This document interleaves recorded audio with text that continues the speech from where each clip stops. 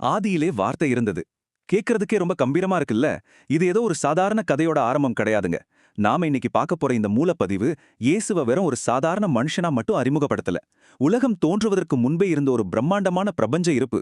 அதாவது தேவனோடு இருந்த வார்த்தை அப்படின்னு ரொம்ப ஆணித்தரமா சொல்லுது. ஆக்சுவலா இதுதான் இந்த ஒட்டுமொத்த கதையோட அஸ்திவாரமே. இந்த வரலாற்று சிறப்புமிக்க மூல பதிவுகளின் விளக்க காட்சிக்கு உங்களை வரவேற்கிறேன்.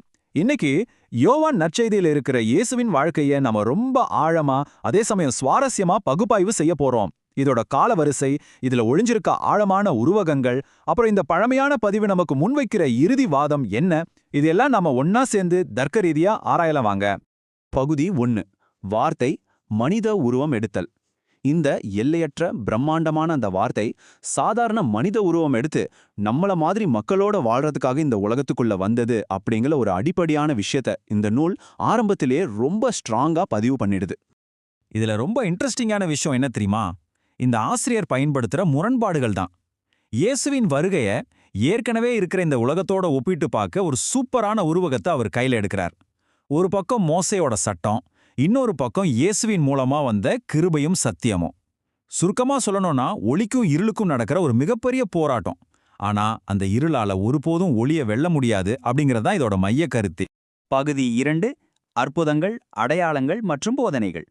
சரி, இப்போ நாம பொதுவெளியில நடந்த நிகழ்வுகளுக்கு வருவோம். அவருடைய அமைதியான போதனைகள் எப்படி பிரமிக்க வைக்கிற செயல்களா மாறுது, அது எப்படி அந்த காலத்து மத அதிகாரிகளோட மோதுது அப்படிங்கறத இப்ப பாப்போம். அவர் செஞ்ச அற்புதங்களை கொஞ்சம் கவனிச்சு பாருங்க. வெறும் தண்ணிய திராட்சை ரசமா மாத்துறது, 5 அப்பத்தை வச்சு 5000 பேருக்கு சாப்பாடு கொடுக்கறது, பிறவி குருடனுக்கு பார்வை கொடுக்கறது, இறந்து 4 நாளான லாசர்வ உயிரோடு எழுப்புறது, நினைச்சு பார்க்கவே பிரமிப்பா இருக்குல்ல. இந்த ஒவ்வொரு செயலும் மக்கள் மத்தியில ஒரு மிகப்பெரிய நம்பிக்கையை உருவாக்குச்சு. ஆனா அதே நேரத்துல மத தலைவர்கள் மத்தியில கொழுந்து விட்டு எரியற அளவுக்கு ஒரு மிகப்பெரிய கோபத்தையும் கிளப்பி விட்டுச்சு.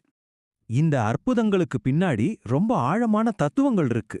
அந்த பிரம்மாண்டமான தத்துவங்களை நமக்கு ஈஸியா புரியுற மாதிரி நானே அப்படிங்கிற வார்த்தைகள்ல ஆசிரியர் ரொம்ப அழகா தொகுத்து தர்றாரு. அதுல முதல் அறிக்கை தான் நானே ஜீவ அப்பம். அதாவது வெறும் வயிற்று பசிய தீர்க்கிற உணவா இல்லாம மனிதனோட ஆன்மீக தேவைய நிரந்தரமா தீர்க்கிற ஒரே ஆதாரம் நான் தான் அப்படின்னு இயேசு தன்னை இங்க அடையாளப்படுத்துறார்.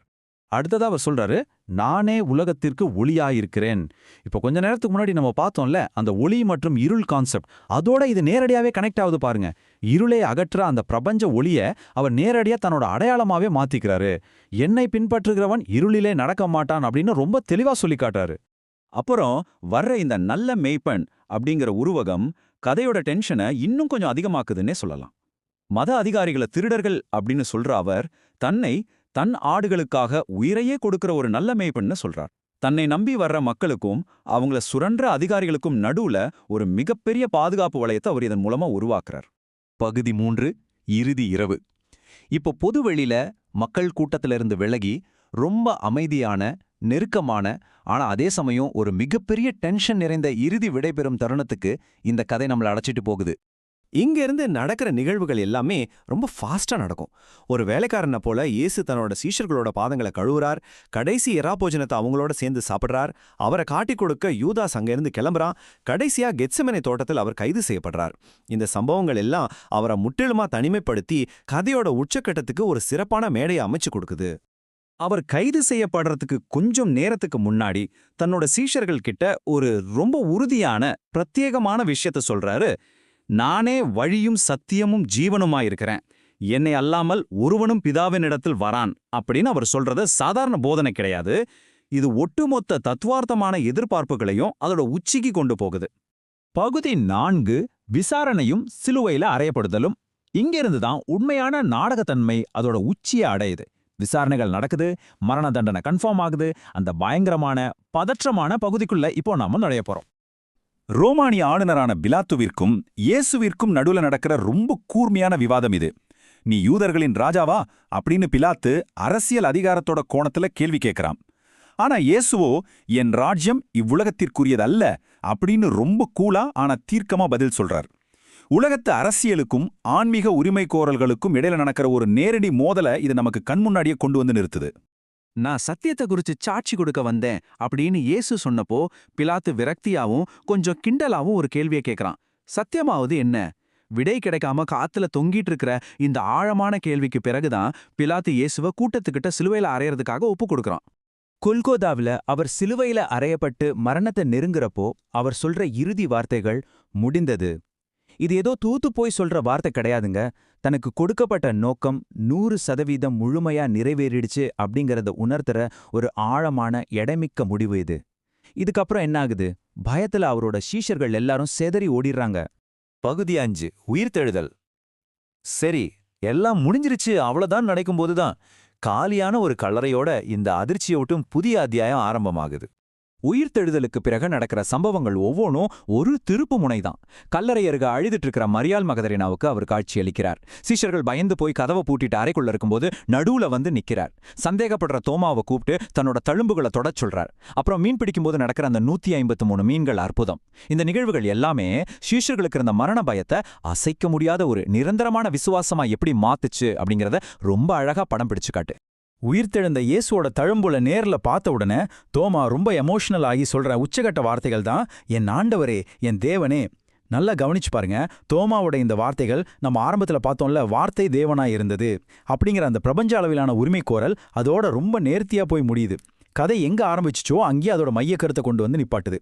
பகுதி 6 விசுவாசிப்பதற்கான அழைப்பு. இப்போ இந்த ஒட்டுமொத்த கதையும் எந்த நோக்கத்துக்காக எழுதப்பட்டுச்சு அப்படிங்கறத நாம தர்க்க ரீதியா பார்ப்போம். இந்த குறிப்பிட்ட சம்பவங்களையும் அற்புதங்களையும் ஆசிரியர் ஏன் அவ்ளோ மெனக்கெட்டு பதிவு செஞ்சார்? அதுக்கான வெளிப்படையான நோக்கம் இதுதான். இது வெறும் வரலாற்று பதிவு மட்டும் கிடையாது. மாறாக இயேசுவே தேவனுடைய குமாரன்னு நீங்க நம்பணும், அந்த நம்பிக்கையின் மூலமா நீங்க ஜீவனை பெறணும் அப்படிங்கிறது தான் இதை எழுதுனதுக்கான இறுதி நோக்கம் அப்படின்னு ஆசிரியர் ரொம்ப வெளிப்படையாவே சொல்றார். இந்த மூலப்பதிவு முன்வைக்கிற இறுதி இறையியல்வாதத்தை நாம ரொம்ப சிம்பிளா 2 படிகளா பிரிக்கலாம். முதல் படி, ஒரு பரிபூரணமான தேவனுக்கு விரோதமா நாம எல்லாரும் பாவம் செஞ்சிருக்கோம் அப்படிங்கறதை ஏத்துக்கிறது. 2வது படி, நம்மோட அந்த தவறுகளுக்காக இயேசு சிலுவையில தியாகமா செலுத்தின அந்த விலையை மட்டுமே முழுமையா சார்ந்து நிக்கிறது. இதுதான் இந்த ஒட்டுமொத்த நற்செய்தியோட மைய கோட்பாடாக முன்வைக்கப்படுது. இப்போ நாம இந்த விளக்க காட்சியோட இறுதி பகுதிக்கு வந்துட்டோம். ஆனா முடிக்கிறதுக்கு முன்னாடி சிந்திக்க தூண்டுற ஒரு கேள்வியை நான் உங்ககிட்ட விட்டுட்டு போறேன். நாம இப்போ பார்த்த இந்த வரலாற்று மற்றும் ஆன்மீக கூற்றுகளின் அடிப்படையில நீங்க இயேசுவை யாரா பாக்குறீங்க? வெறும் ஒரு சிறந்த போதகரா, இல்ல அமைப்பிற்கு எதிரான கலகக்காரரா, அல்லது இந்த நூல் ரொம்ப அழுத்தமா சொல்ற மாதிரி அவர் உண்மையாவே தேவனுடைய குமாரனா? இந்த கேள்விக்கான விடைய நீங்களே உங்க சொந்த கோணத்துல சுயமா பகுப்பாய்வு செஞ்சு பாருங்க.